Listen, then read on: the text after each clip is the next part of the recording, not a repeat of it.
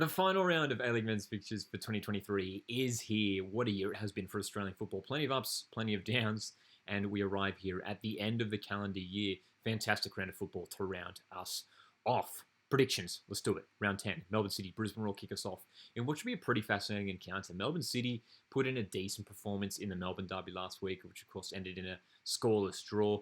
Brisbane Roar, the big news for them in the past week is their departure of their head coach, Ross Aloisi. Aloisi did a fantastic job in the time that he was at the club, leading them to the Australia Cup final, putting them back into the top six. Really curious to see how Raw perform now without Ross Aloisi. Obviously, Luciano Trani is going to continuing on, stepping up as from assistant as now the head coach. So I wouldn't expect too much different tactically in terms of the way Brisbane play, but I'm sure it's going to be a blow to the confidence of maybe some of the players. That dressing room might be a different vibe now, of course, without Aloisi. So I view this as a winnable game for Melbourne City, who, as I mentioned, have they're undefeated in the last few weeks. I think they have been building some decent form and are showing signs of coming together to put in a strong second half of the campaign. You look at the team that they have on paper, and it is still a very, very good squad. With the likes of Toga, Arslan, Hamza Saki, Ugarkovic, Jamie McLaren up top if he can start finding his goals once again.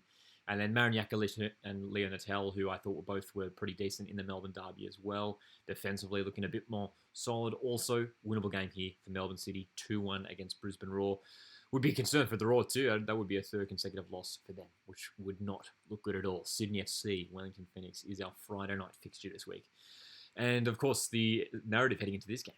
Ufuk Talay and Giancarlo Italiano, the club's respective head coaches, meeting together, of course, both worked so closely at Wellington Phoenix over the last few years. Now Ufuk Talay in charge of Sydney and Italiano doing an incredible job at Wellington, who looks set to round off the calendar year top of the A-League men's ladder, which is pretty remarkable considering what happened to Phoenix in the off-season, really struggling to bring in players, and they've just been absolutely amazing to start off this season.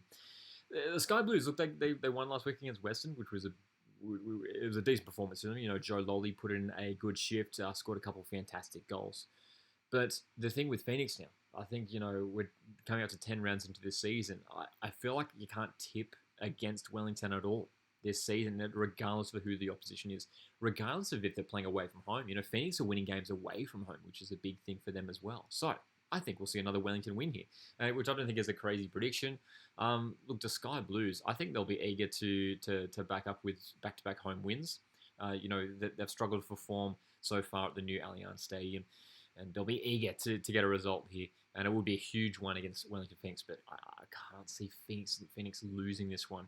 Unfortunately for Sky Blues fans. Jets, Western. Newcastle Jets, a disappointing result last week, losing away to Adelaide.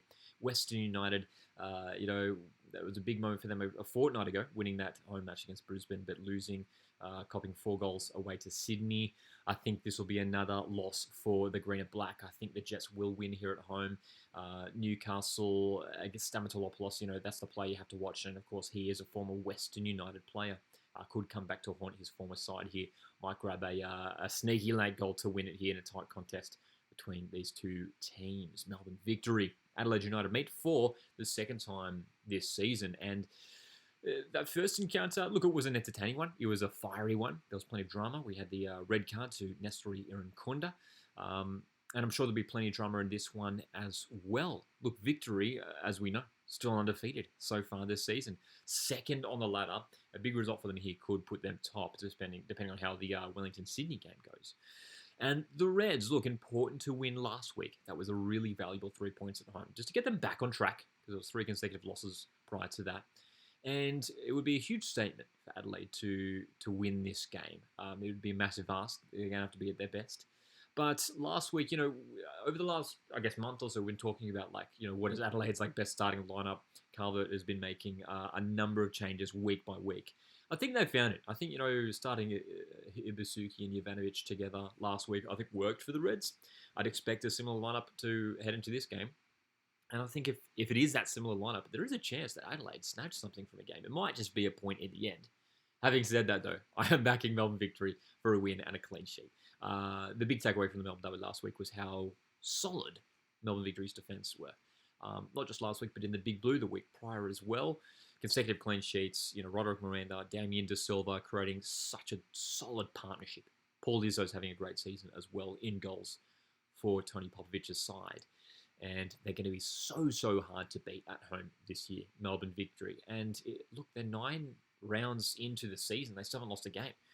Is this potential, an invincible team in the making here for Melbourne Victory? And another point as well, I think, it's crucial that Melbourne Victory score goals and win games before Bruno Fornaroli has to jet off to the Asian Cup, because it's a big loss, to lose a player of that caliber who has been in just remarkable form this year, the Uruguayan scoring goals for fun for Melbourne Victory. They should win this game, Melbourne Victory. Again, I like what Adelaide have been building after that win last week against the Jets. 2-0 to victory is my call for this one, though. Central Coast Mariners host Perth Glory in their annual New Year's Eve fixture. Very happy with how my Mariners are performing at the moment. And that result last week really, I guess, was a signal to the rest of the competition. 3-0 win against Brisbane. A good Brisbane team. They've been very good this year. Obviously, since then, we know Alois is departed the club. And it's really clicking now for Central Coast Mariners. Mark Jackson, who maybe had a bit of a rocky start, to try and look at, it was a really tough task for him coming in, and a mostly new crop of players, and he's finally got them gelling and playing well. Angel Torres, 5 goals in 2 games, incredible. Josh Nisbet playing in a more advanced role further up the pitch is in the form of his A-League career, I might say. So far in the last few weeks, Josh Nisbet has been at the top of his game. And Perth Glory, a team who, look, it was one of the stories of last weekend when Glory snatched that late win at home to Macarthur, coming back from 2-0 down to win 3-2. Could be a turning point for Perth Glory. I think they're a team who, well, especially at home, you can't write off. It's away from home where they really get to fix up their form, and they came close last time around. A couple of weeks ago, they almost won away to Newcastle. Can they do it against Mariners here? I probably would have called maybe this game's end in a draw, but with the form that Mariners have been building, it's hard to tip against Mariners, and Glory still sort of finding their feet so far this season. I think we can expect more goals. Usually it's a pretty highly attended game, this one, for the Central Coast Mariners at home. With Angel Torres in form, with Marco Tullio set to depart the Mariners in the coming weeks. Hopefully these, the South American talent to link up once again, get on the score sheet here for the Mariners. Glory maybe to snatch one. Adam Taggart is always a dangerous striker for them. And then we round off the weekend. Well, it takes us into the new year, doesn't it? That Monday is January 1st, and a fantastic fixture to open up the new year, man. This should be a great game. Wanderers, Macarthur. 2 teams who have just shown signs maybe in recent weeks of slipping up a little bit. Some results not going their way, some performances not quite up to the standard, and need to bounce back. Both teams lost away from home last time around. Western Sydney, I think, will be favourites heading into this game, though. I think they will, considering they are at home, and will be keen to maintain that decent form that they had at the start of the season. And we know Macarthur SC have been good so far this campaign, and still possess a lot of threat with Uli Divila, Valerie Germain, Matt Miller. These guys having a really good season so far. I think this could be a really, really tight encounter. For me, actually, I can't split it either way. I'm going to say 1-1 as a result.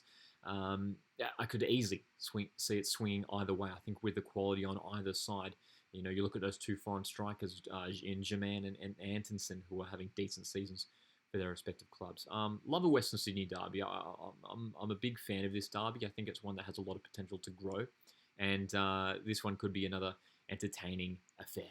So, there's my predictions for the upcoming week. Feel free to drop yours in the comment section down below. My name is Lockie. This is Coastwood Football. I'll see you in the next one. Cheers.